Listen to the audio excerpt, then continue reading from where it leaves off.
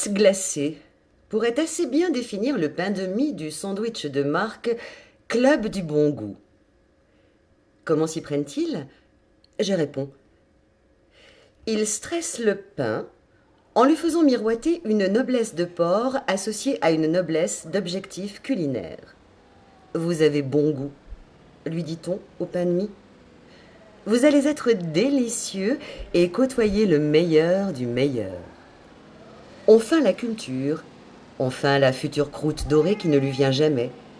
On fait miroiter le futur client esthète ébahi et salivant, et hop, brutalement hop, avant qu'il ne se rende compte de l'erreur qui ne lui apparaîtra en clair que bien trop tard, et seulement dans son blister comme une tardive évidence, on lui crève les yeux.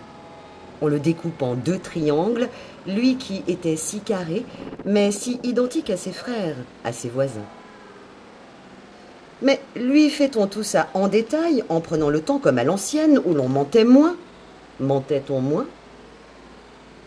Il suffit de le faire crever d'angoisse, en l'élevant sans discours et sans tact entre les mains d'un employé du pain, plutôt qu'entre celles du boulanger, comme on fait pour les bœufs, les poulets, les poussins, les œufs, parfois les hommes. Déjà, là, avant d'être happé par une bouche qui parle, car elle téléphone en mangeant, il a des sueurs froides. Jusqu'au dernier moment, il espère, malgré son état, il espère un autre destin. Ce qu'il serait si tout se passait pour le mieux, si tout se passait au mieux. Il croit en son heure de gloire, à sa jouissance suprême, être mangé et apprécié. Tout un chacun ne le souhaite-t-il pas? Non? Des sueurs froides. C'est pour ça qu'il est moite et glacé. Il n'y aurait finalement pas de honte à être un bon sandwich. Ce serait plutôt une belle invention. Oui, je sais, je parviens parfois à de sacrés compromis avec moi-même. Et la tomate? Sa tomate? Découpée dans un bloc de plastique translucide, plus ou moins rouge? Ils n'ont pas eu le temps ou l'idée, mais à quoi bon l'idée quand on n'a pas l'origine, de lui injecter un arôme et une teinte et une forme tomate mûre du jardin. Et la mozzarella? Ruban élastique blanc au mètre? Et le basilic papier confetti vert parsemé en poussière? Je ne te parle pas de ses cousins de blister.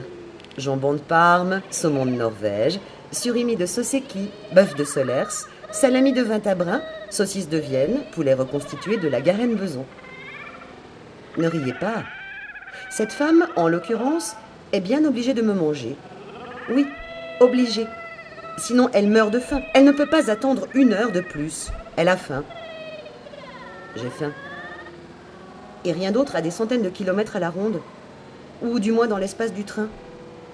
Ou bien dans une rue de Paris, elle n'a pas prévu le panier habituel que lui prépare son homme à chacun de ses déplacements. Je suis dans une grande ville. Je n'ai pas trouvé d'épicerie la plus proche. Ou de traiteur, évidemment. Ou de boucher digne de ce nom. Ou de boulanger digne de ce nom. Dans ce quartier des affaires, des musées, des bureaux, des musées, des bureaux, je n'ai pas mon bleuet. Ni casserole, ni sel, ni poivre, ni huile d'olive. Je suis dans un environnement hostile, où l'on accepte de manger des trucs pareils pour survivre. Cette époque est vraiment formidable, mais je m'y sens quelque peu étrangère, se dit-elle, alors que je, sandwich végétarien de chez Club du bon goût, meurs de ma vilaine mort.